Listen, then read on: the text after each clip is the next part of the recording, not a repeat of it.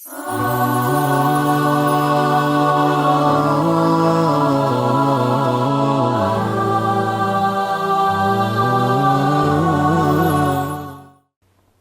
सलाम अलैकुम, मैं अतर काज़मी आपके पसंदीदा प्रोग्राम इंतखाब में एक बार फिर हाजिर खिदमत हुआ हूँ। आज हम मौजूद हैं गहवारे अदब अलीगढ़ में। अलीगढ़ मुस्लिम यूनिवर्सिटी के तमाम तलबा और असातिज़ा जिनसे हम कोशिश कर रहे हैं आपके इस प्रोग्राम के ज़रिए उन तमाम दिक्कतों का सामना जो कर रहे हैं आप, उससे तमाम इन्फॉर्मेशन आप तक पहुँचाने की कि जो आपके कैरियर में आपके लिए मिशल राह हो।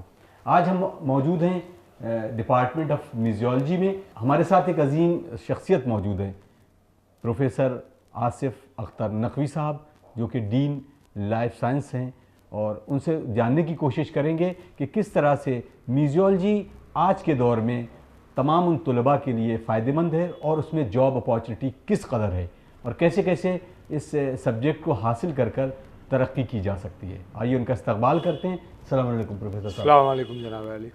प्रोफेसर साहब, इस वक्त हम बात कर रहे हैं दीन साहब से, लेकिन ये सफ़र का आगाज़ कैसे होता है? जी, मैं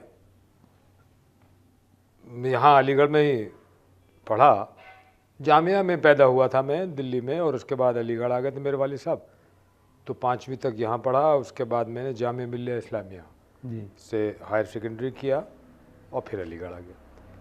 अलीगढ़ में जैसे हर बायोलॉजी वाला ख्वाब देखता है डॉक्टर बनने की, जी, बच्चे तय करते हैं साइंस लेंगे आर्ट्स लेंगे। हमने साइंस ली, साइंस में बायोलॉजी ली, मैथमेटिक्स में कमज़ोर थे जी, तो यहाँ हमारा दाखला जियोलॉजी में हुआ। जियोलॉजी, ज़ूलॉजी, बॉटनी और केमिस्ट्री। फिर एडिशनल फिजिक्स लेके मेडिकल में तो ट्राई करता है हर बायोलॉजिस्ट। उसके बाद हमने ज़ूलॉजी में बीएससी किया और उसी रॉ में एमएससी भी कर लिया। जब हमने एमएससी ज़ूलॉजी किया, फिशरीज़ हमारी स्पेशलाइजेशन था, तो सोचने लगे थे मछली पालन सीखेंगे, कुछ ये करेंगे, पढ़ेंगे या पढ़ाने लगेंगे मछली। खैर, उसके बाद हम दाखिला चाह रहे थे पीएचडी में मछली में, वो समझ में आ गई थी ज़ूलॉजी। लेकिन फिर हमें किसी ने बताया कि भाई तुम जहाँ शौक़, हमारे बहुत शौक़ थे पढ़ाई के साथ साथ एकेडमिक्स के, अदब, मौसीकी और ख़ास तौर पे ड्रामा, तो वो कैनेडी हॉल बराबर में था ज़ूलॉजी के, तो हम वहाँ भी शाम को रहते थे। फिर किसी ने कहा कि भाई तुम क्या करने लगे अब? तो मैंने कहा भाई मैं पीएचडी का दाखिले का उम्मीदवार हूँ। तो बोले पीएचडी क्या, जब तक ना हो दाखिला तो यहाँ पे एक डिप्लोमा है म्यूज़ियोलॉजी। अब हम ये समझे, आज तक बहुत से लोग समझते हैं कि म्यूज़िकोलॉजी, म्यूज़िक से रिलेटेड, हम सितार बजाते थे, तो मालूम हुआ कि नहीं भाई, एक क्लास हो रही थी एक दिन, तो देखा कि ये तो कुछ म्यूज़ियम से ताल्लुक़ है, अजायब घर, या हिंदी में कहते हैं संग्रहालय शास्त्र, है ना, संग्रह शास्त्र। तो हमने डिप्लोमा ऐसे ही कर लिया बीच में साल के लिए कि पीएचडी में जब तक दाखिला ना हो, वो हमने कर लिया। उसके बाद कुछ करना कुदरत को मंजूर था, कुछ सिचुएशन ऐसी हुई कि पीएचडी में दाखिला छोड़, हमने कहा इसको थोड़ा सीरियसली कर लें उस दौरान उस कोर्स के, क्योंकि बड़ी दिलचस्प चीज़ लगी कि अजायब खाने क्या होते हैं, तारीख़ क्या है, कैसे चीज़ों को संजोग के प्रिजर्व करके रखा जाता है, कैसे उनकी आराइश की जाती है। मतलब ये सब्जेक्ट आपको एक आर्ट से भी लगा, शौक़ जी है। तो हमारे जो एक्स्ट्रा करिकुलर शौक़ थे और हमारे साइंस, लेकिन एक जो दिक्कत आई पहले समझ में नहीं आई कि हम लाइफ साइंस के हैं जी। आज इत्तेफाक से उसी फैकल्टी का मैं डीन हूँ, तो हमारा म्यूज़ियम से क्या ताल्लुक़? क्योंकि म्यूज़ियम समझते थे कि अजूबा, खूबसूरत मूर्तियाँ, खूबसूरत चीज़ें, साजो सामान या खुदाई में निकले हुए है ना पुरानी चीज़ें रखी जाती हैं। तो खैर जब हमने पढ़ना शुरू किया, दिल्ली जाते थे, यहाँ की लाइब्रेरी में ज़्यादा किताबें म्यूज़ियोलॉजी की थी नहीं, तो हम ऑल इंडिया रेडियो में शायरी और प्रोग्राम करने जाते थे। वहाँ हमको फिर नेशनल म्यूज़ियम, ब्रिटिश काउंसिल लगा कि है क्या म्यूज़ियोलॉजिस्ट। तब हमको पता चला कि भाई म्यूज़ियोलॉजी एक पूरा एक डिसिप्लिन है एकेडमिक, और न सिर्फ म्यूज़ियम अजूबा और कल्चरल और सकाफती चीज़ों के होते हैं, बल्कि साइंस के म्यूज़ियम भी होते हैं। थे यहाँ फिर हमने ख्याल किया वो तो हमारे डिपार्टमेंट में भी था, ज़ूलॉजी में म्यूज़ियम था जी। तो इस तरह से साइंस से हम ज़ूलॉजी के म्यूज़ियम में इंटरेस्टेड हुए और हमने स्पेशलाइजेशन नेचुरल हिस्ट्री में किया। म्यूजियोलॉजी का हमने डिप्लोमा हासिल कर लिया। कुदरत को मंजूर ये था कि उसी वक्त हमने अखबार में देखा, जब हमने ये 1 साल का डिप्लोमा होता था वो मिल गया, तो उसी वक्त अखबार में एम्प्लॉयमेंट न्यूज़ मंगाते थे, हुआ कि दिल्ली में नया नेचुरल हिस्ट्री म्यूज़ियम खुल रहा है, दरख्वास्तें मतलूब है। तो हमने एक दरख्वास्त डाल दी, वहाँ म्यूज़ियम असिस्टेंट की एक पोस्ट थी, मिल गई। इत्तेफाक से हमने इंटरव्यू दिया और हमको नौकरी मिल गई। तो इस तरह से हम national museum of natural history से मुंसलिक हो गया।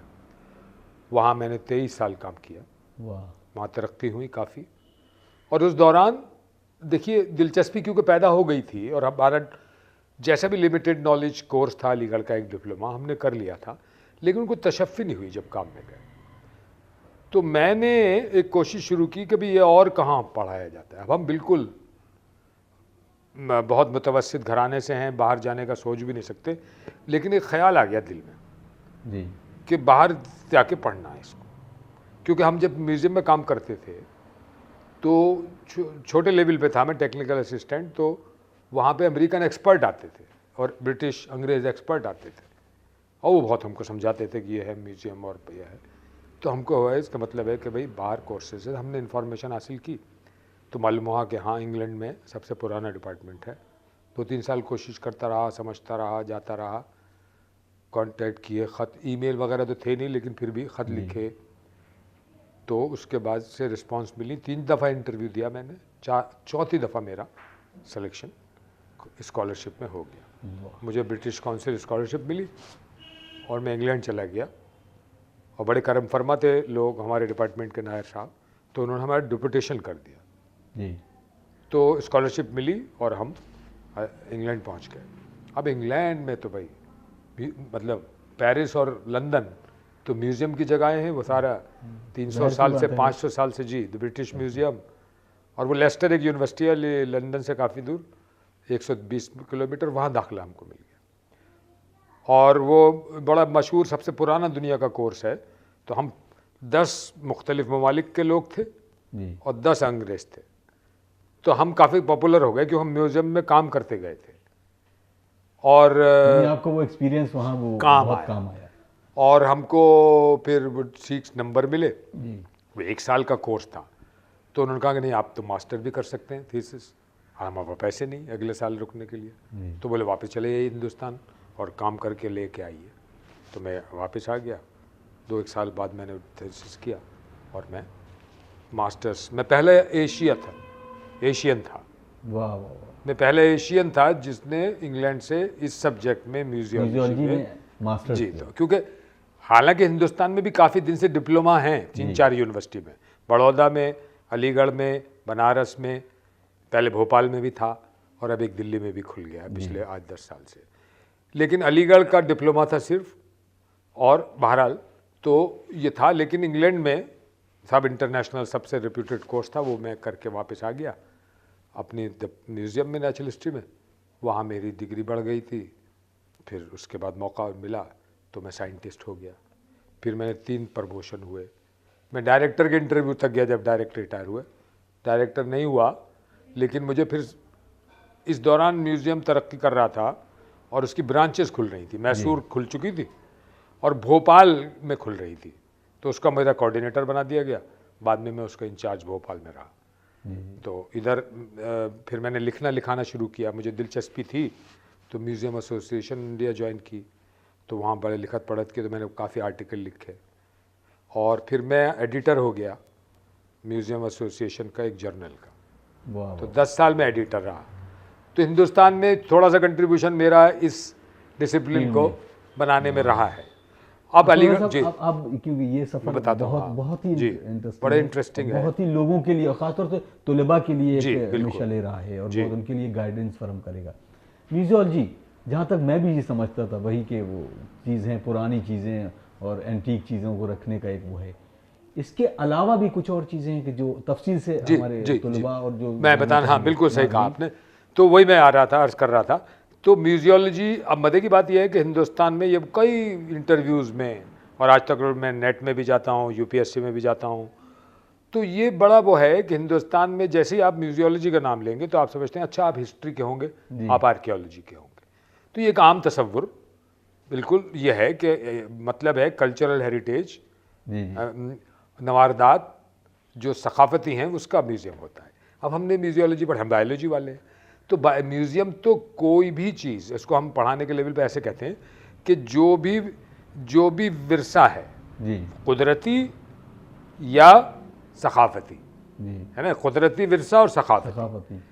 तो इसलिए अलीगढ़ वाहिद यूनिवर्सिटी है कि जिसमें department of museology life science में से, आप समझे, जी जी तो इस तरह कहेंगे इंटरडिसिप्लिनरी कोर्स है ये, multi disciplinary and interdisciplinary course है कि जो भी संजोग के संभाल के बिजरी हुई विरासत को रखना चाहता है, चाहे वो सकाफती हो चाहे वो साइंटिफिक हो। अब साइंटिफिक में fossil, rocks, animals, plants, minerals, हीरे जवाहरात, ये सब। जी तो ये डिसिप्लिनरी इंटरडिसिप्लिनरी फील्ड है कि इसमें जॉब की अपॉर्चुनिटी जी काफ़ी है।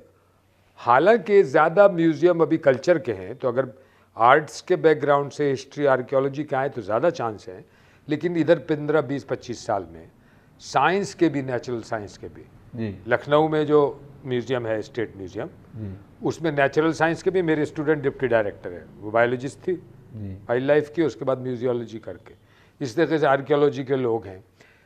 National museum of natural history की तालिब इल्म मेरी शागिर्दा नाज रिजवी उसकी डायरेक्टर हो गई हैं, और 5 साइंटिस्ट हमारे और हैं।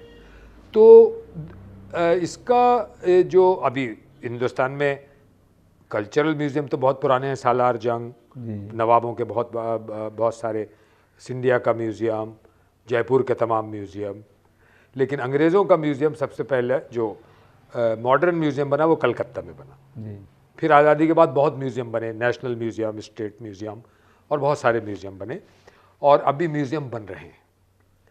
और एक जो अपॉर्चुनिटी है ये है कि अब पहले म्यूज़ियम सिर्फ सरकारी म्यूज़ियम होते थे या तालीमी इदारों से मुंसलिक म्यूज़ियम होते थे या साइंटिफिक लैब से मुंसलिक म्यूज़ियम होते थे, लेकिन अब कॉरपोरेट वर्ल्ड भी म्यूज़ियम में आ रहा है। ये बहुत अच्छा आप है। समझे ना, ONGC ने म्यूज़ियम खोला है, जी। आर्मी के बहुत म्यूज़ियम हैं। तो जो भी चीज़ अपनी इस्तेमाल के, और ज़रूरी नहीं है कि अब नाम बदल गया, अजूबा चीज़ नहीं, अजायब घर नहीं है। अजायब घर और अजायब खाने से बहुत आगे बढ़ गया है म्यूज़ियम, और म्यूज़ियम अब टूरिज़्म से मुंसलिक हो रहा है। अच्छा डॉक्टर साहब, अब यहाँ पे जैसे तुलबा के लिए खासतौर से, जैसे आपने कहा कि यहाँ पे सर्टिफिकेट कोर्स है या डिप्लोमा कोर्स है? हाँ, जो मेरा अचीवमें है जी हिंदुस्तान की 5 यूनिवर्सिटियों में बेसिकली डिप्लोमा शुरू हुए थे। जी 1952 में बड़ौदा में, 52 में बड़ौदा में, फिर 56 में कलकत्ता में, 73 में अलीगढ़ में, इस तरीके से। लेकिन बड़ौदा और कलकत्ता ने मास्टर्स कर दिया था। मैं जब यहाँ आया हूँ, ये एक कहानी अलग हो गई। जब मैं वहाँ साइंटिस्ट था और साइंटिस्ट ही था तो यहाँ प्रोफेसर की जगह खाली हुई, डिपार्टमेंट बन चुका था, लेकिन वो सिर्फ 2 डिप्लोमा देता था। मैं 2002 में यहाँ आया और डिप्लोमा तो जारी रहे, लेकिन मैंने UGC में एक प्रोजेक्ट दिया और इनोवेशन न्यू एमर्जिंग एरियाज करके एक उनका सेक्शन था, उसमें मुझे मास्टर्स की डिग्री मिली। तो now since 2006 we are offering master's degree in museology. मैं ग्रेजुएशन की बात कर रहा हूँ, जैसे तमाम आपने लाइफ साइंस के किया, BSc है, BA है, इस तरह के क्या ग्रेजुएशन वाले कोर्सेज नहीं? देखिए, हाँ, इसमें बात यह है कि म्यूजियोलॉजी वही आदमी कर सकता है जिसके पास कोई बेसिक डिग्री उन सब्जेक्ट की हो जहाँ हमारा लेना देना सामान से है, चीज़ों से है। जी मिसाल के तौर पर आर्ट्स में फाइन आर्ट्स वाले, जहाँ पेंटिंग होती है, हिस्ट्री वाले और आर्कियोलॉजी वाले। इधर साइंस में ज्योग्राफी, जोलॉजी, बॉटनी। तो जहाँ भी ठोस विरसा है उस डिसिप्लिन से हम आते हैं। BSc ग्रेजुएशन, BA, उसके बाद हम सर्टिफिकेट 1 साल का कोर्स करें या मास्टर्स डिग्री करें। तो यही म्यूजियम में नौकरी के तरीके हैं। नहीं, अब एकेडमिक में आगे जैसे डिग्री हासिल करने के बाद उसको लगता है कि हम PhD करना चाहते हैं, डॉक्टरेट करना चाहते हैं, ये भी है। तो सिंपल ग्रेजुएशन साइंस से या आर्ट से, उन सब्जेक्ट से जो आपने बताया, बिल्कुल उनसे रेलिवेंट सब्जेक्ट से सर्टिफिकेट डिप्लोमा या मास्टर। हाँ, क्योंकि PhD के लिए मास्टर जरूरी है। जी, तो मास्टर म्यूजियोलॉजी की होनी जरूरी है, तभी आप म्यूजियोलॉजी में PhD कर सकते हैं। अभी डिपार्टमेंट की बात करें, म्यूजियोलॉजी डिपार्टमेंट में, जैसे इस डिपार्टमेंट में तमाम चीज़ें हैं, आपको क्या लगता है कि इसमें और कौन कौन सी चीज़ें अभी जो है एड ऑन होना है? बहुत होनी है। देखिए मैं जाता रहता हूँ, अभी भी घूम के आया हूँ, इत्तेफाक से क्या कहा जाए कि म्यूजियोलॉजी को जिस लेवल पे जा रही है, अभी जो इंटरनेशनल म्यूज़ियम की एक बॉडी है वो पेरिस में है जी। वो कहलाती है इंटरनेशनल काउंसिल ऑफ म्यूजियम्स। उसने एक बहुत बड़ा पैराडाइम शिफ्ट जिसे कहते हैं, बहुत बड़ा चेंज किया है म्यूज़ियम की डेफिनेशन में। वो ये कह रही है अब कि म्यूज़ियम न सिर्फ मटेरियल एविडेंस, ठोस चीज़ों को प्रिजर्व करके रखने का जगह है, बल्कि इंटेंजिबल, गैर मरई चीज़ों को भी। जी। तो अब क्या मतलब हुआ इस बात का कि अगर मान लीजिए मिसाल मैं आपको दूं कि अगर एक इंस्ट्रूमेंट है सितार, तो सितार या कोई भी इंस्ट्रूमेंट है तो वो तो ठोस चीज़ है, उसको रखेंगे आप जी। लेकिन सितार बजाया कैसे जाता है, उसमें से राग कौन से निकलते हैं, इसका भी इंटेंजिबल भी, वो जब से हुआ कि जब से आपका ये कैमरा आ गया, साउंड रिकॉर्डिंग आ गया, अब इसकी अभी बिल्कुल नए डिपार्टमेंट में नई चीज़ आनी है। मिसाल के तौर पर मैं नेचुरलिस्ट हूँ, तो चिड़िया हम स्टफ कर लेते हैं, टैक्सीडर्मी बोलते हैं उसकी टेक्निक को, या वेट प्रिजर्व कर लेते हैं। लेकिन मान लीजिए कोई चिड़िया है, बुलबुल, अब बुलबुल का एसोसिएशन किस चीज़ से? बुलबुल की आवाज़ से है, नाले बुलबुल से है, आप तो अदब वाले हैं। तो अगर बुलबुल, अच्छा देखने में वो कौवे जैसी होती है बिल्कुल, थोड़ी सी, है ना, तो अगर हमने बुलबुल तो बचा के रखा, खुदा ना खास्ता वो भी एक्सटिंक्ट हो जाए, जो हो रही है, और जाने कितनी चिड़ियाँ हो चुकी, तो अब हमारे पास उसकी साउंड तो होगी जी, उसको फिल्मिंग क्लिपिंग तो होगी। तो अब म्यूजियोलॉजी डिजिटल में जा रही है, जी, जी, म्यूजियोलॉजी इंटेंजिबल में जा रही है। अब ये बहुत वक्त लगेगा। जी। अब मैं जो हूँ गुजर गया, लेकिन अभी म्यूजियोलॉजी पुरानी ट्रेंड पे है। अब जैसे ये जो है सिनेमेटोग्राफी, इमेज टेकिंग, अंडर सी फोटोग्राफी, आप देखिए म्यूजियोलॉजी जो अमेरिका में एक नई चीज़ आई है, आपको समझाऊं। म्यूजियम जो जहाँ जिंदा मछलियाँ रहती हैं, एक्वेरियम है ना, वो भी पैरा म्यूजियम है। अब टूरिज्म अब बना रहे हैं ओशनेरियम, कि आप ओशन के अंदर जो कोरल रीफ खूबसूरत दुनिया है जी, वहाँ शीशे लगा के वहीं जाके देखिए, तो वहाँ जा रही है म्यूजियोलॉजी। इतना स्कोप है म्यूजियोलॉजी का, टूरिज्म से लेकर, और ये जो आपका मीडिया वाला दुनिया है, मल्टीमीडिया, तो बहुत कोशिश है और हम बहुत कोशिश कर रहे हैं। और एक बहस ये है कि इंटरडिसिप्लिनरी है ना। मज़े की बात यह है कि म्यूज़ियम में, अब जैसे मैं कल दिल्ली बच्चों को टूर लेके गया था, ठीक, तो बच्चे कह रहे नौकरी कहाँ मिलेंगे, म्यूज़ियम अभी खुल रहे हैं, वक्त लगेगा। मैंने कहा मॉल में चले जाओ, मॉल में म्यूजियोलॉजी प्रैक्टिकल लग रही है जी, है ना, नाइस डिस्प्ले, शोकेसेस। वहाँ पे सिर्फ यह है कि तालीम नहीं है, लेकिन दिखा तो वो भी रहे ना, अच्छे कैसे अच्छे डिस्प्ले करते हैं। आप देखिए वो एडिडास का जो शोकेस होता है बड़ी दुकान में, तो अब लड़कों को, और ये मिसालें हैं कि लड़कों को, लड़कियों को जो फाइन आर्ट से म्यूजियोलॉजी करने आए थे, they have got job in malls also, समझे ना। अभी उनका कंपटीशन इंटीरियर डेकोरेटर से हो रहा है। तो क्योंकि इंटरडिसिप्लिनरी सब्जेक्ट है, दिक्कतें तो हैं, कंपटीशन तो है, हर चीज़ में कंपटीशन है। लेकिन अब जैसे मैं ही हूँ, अब मैं आपको अपना बताऊँ, आपने मेरे इतना इज्जत से नाम लिया कि जब मैं जोलॉजी और म्यूजियोलॉजी बीच में नाप तोल कर रहा, लोग कहाँ जा रहे हो यार, पहले तरक्की भी बहुत दिन से हुई, अगर बीएड कर लेते फट टीचर हो जाते, ये म्यूजियोलॉजी में तो अभी तो क्या जॉब मिलेगा। लेकिन खुला म्यूज़ियम, मुझे जॉब मिला, मैं पढ़ के आया, और अब मैं बताता हूँ, बड़े फ़ख्र से बताता हूँ अपनी फैकल्टी में, यूनिवर्सिटीज़ के इंतज़ामिया को, कि मेरा छोटा सा डिपार्टमेंट म्यूजियोलॉजी कि कम से कम मिनिस्ट्री ऑफ एनवायरनमेंट में, म्यूज़ियमों में पिछले 10 साल में 7 तो साइंटिस्ट हो गए। वाह। और जितने बच्चे निकल के जा रहे हैं, कहीं ना कहीं जगह कर रहे हैं। और एक जो और बात मैं आपको बताना चाहता हूँ और सुनने वालों को समझाना चाहता हूँ कि don't wait, museology is such a subject जहाँ आपको बहुत सारी नॉलेज और ऐसी स्किल्स दे देता है कि आप इंटरप्रेन्योर अपना काम शुरू कर सकते हैं।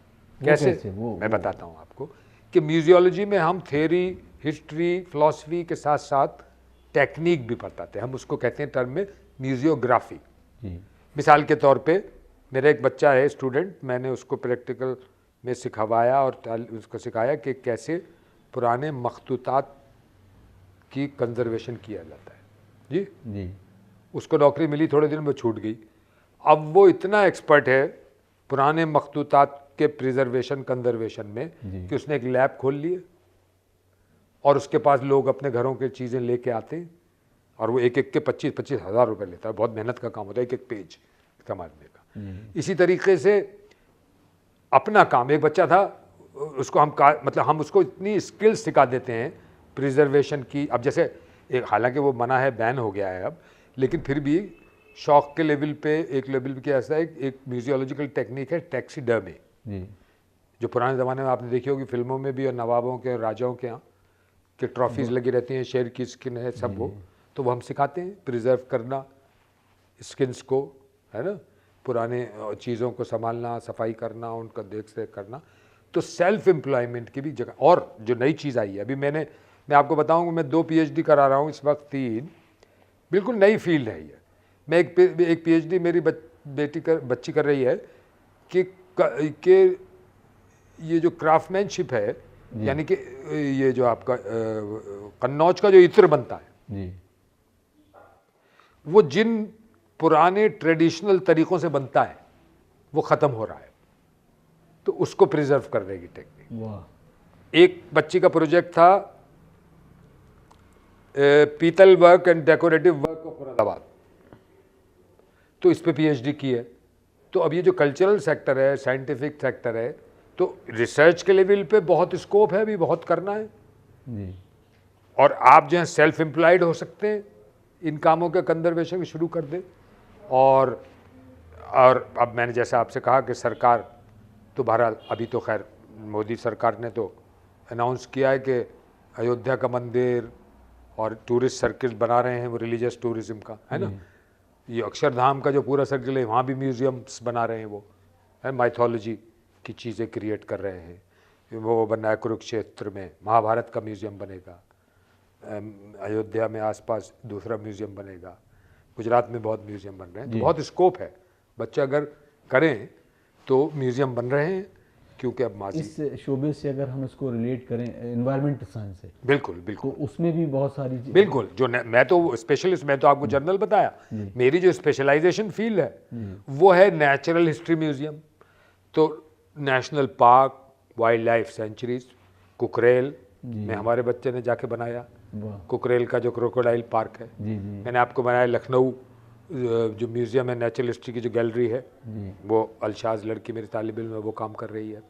लखनऊ में मैंने भी ख़त का कॉरेस्पॉन्डेंस थी, पिछली सरकार ने किया था कि हम ज़ू में, अच्छा म्यूज़ियम और ज़ू का भी रिलेशनशिप है, नेशनल पार्क का भी रिलेशनशिप है, कि जब बच्चे चिड़ियाघर में जाते हैं तो जानवर तो देखते ही अपने पिंजरे में या अपने उसमें अपने इंक्लोजर में, तो साथ में शोकेस भी लगाते हैं, उसके बारे में इंफॉर्मेशन भी देते हैं। So that is also museology. आप समझे ना, जू, एक्वेरियम, नेशनल पार्क्स, बहुत सारे स्कोप है। अच्छा डॉक्टर साहब, क्योंकि वक्त मुझे इजाज़त नहीं दे रहा, जी बताइए। बहुत अहम ये जो और डिप्लोमा कोर्सेज हैं या मास्टर्स कोर्स हैं जी, ये अभी फिलहाल किस किस जगह पे फराहम जी, है बिल्कुल, और ईजिली फराहम है? बिल्कुल। तो अब देखिए, मैंने बताया आपको, एक क्रोनोलॉजिकल भी बता दूं। सबसे पहले तो बड़ौदा में शुरू हुआ था जी। एक देवकर साहब थे, उन्होंने शुरू किया था, और उसके बाद शुरू हुआ कलकत्ता में। कलकत्ता में इंडियन म्यूजियम, कलकत्ता तो अंग्रेज आ गए थे, कलकत्ता वाले तो बहुत तेज होते हैं, आगे ही सबसे होते हैं, तो कलकत्ता में शुरू हुआ था डिप्लोमा, और काफ़ी सीनियर म्यूजियोलॉजिस्ट कलकत्ता के हुआ करते थे। अलीगढ़ में इफ्तिखार आलम साहब ने, और बहुत शुरू मुनीस रज़ा साहब वगैरह ने शुरू कर दिया 1973 में। मैंने 76 में किया था वो छोटा सा डिप्लोमा, है ना। उसके बाद मैंने बाहर से पढ़ा, और उसके बाद जो अब एक और अच्छा इंस्टीट्यूट खुल गया है जहाँ मैं जाता हूँ, मैं भी पढ़ाता हूँ, national museum institute of museology and conservation, Delhi. National museum जो है जनपद में, उन्होंने खोला है। जम्मू यूनिवर्सिटी ने अभी खोला है, ग्वालियर यूनिवर्सिटी के हिस्ट्री डिपार्टमेंट ने खोल दिया है। तो अब म्यूजियोलॉजी डिपार्टमेंट आ रहे हैं, डिपार्टमेंट भी आ रहे हैं। ज़्यादातर तो कल्चर से रिलेटेड है, लेकिन अलीगढ़ की स्पेशलिटी है कि अलीगढ़ का लाइफ साइंसेस में है। और शायद पहले ही किस्सा होगा कि कोई म्यूजियोलॉजिस्ट लाइफ साइंस फैकल्टी का डीन बनाए, तो ये भी अच्छी बात है, लेकिन म्यूज़ियम बनेंगे और आगे बहुत होगा साइंस में। हाँ, एक चीज़ और मैं आपको बता दूं, वो बिल्कुल अलग फील्ड हो गई, लेकिन है म्यूज़ियम है वो भी। कैलकाटा में जो साइंस सिटी, और हर शहर में, लखनऊ में भी बन गया साइंस सेंटर, जी है ना, जी वो भी म्यूजियोलॉजी की ट्रेनिंग है। तो 50-60 साइंस म्यूजियम बन गए। एक इदारा है national council for science museum, जी वहाँ पे भी बीएससी इंजीनियरिंग और कंप्यूटर्स, इलेक्ट्रॉनिक्स, इसके साथ भी म्यूजियम की ट्रेनिंग कराते हैं वो लोग, और आप फिर म्यूजियम। तो बेसिकली आपके, अगर मैं समझाना चाहूँ बच्चों को, तो मैं यूँ कहूँगा कि म्यूजियम एक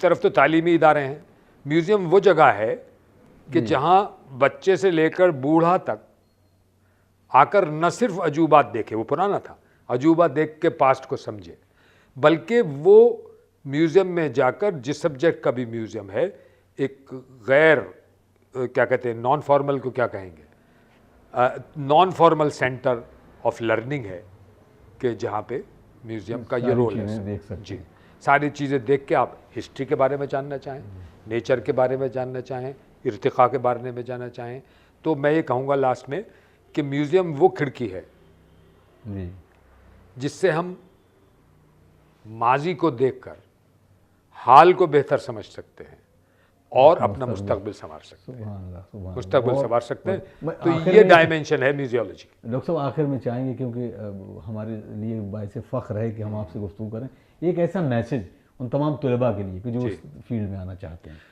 देखो भाई, मैं अपने आप को खुद ही कहता हूँ कि पहले ये कहा करते थे लोग उर्दू में कि वो जो कुछ ना बन सका उसे शायर बना दिया, है ना, या ये कहते थे कि म्यूजियोलॉजी, ये भी कहते बिगड़ा गवैया कव्वाल, है ना, फलाना। ये तो म्यूजियोलॉजी की एक बड़ी अजीब सी इमेज थी कि नाकाम हिस्टोरियन, आर्कियोलॉजिस्ट, म्यूजियोलॉजिस्ट, अब लाइफ साइंस का जोलॉजिस्ट या बॉटनिस्ट। वो मेरे हिसाब से, अगर आप यकीन रखते हैं इंटरडिसिप्लिनरी स्टडीज़ में, है ना, अगर आप इंटरडिसिप्लिनरी एप्टीट्यूड रखते हैं और आप माजी से दिलचस्पी रखते हैं, तो आइए और म्यूज़ियम बनाइए। और म्यूज़ियम का कैरियर आज की दुनिया में, ये बहुत अहम बात है, आज की दुनिया में जब दुनिया की डाइवर्सिटी ख़त्म हो रही है, तो हम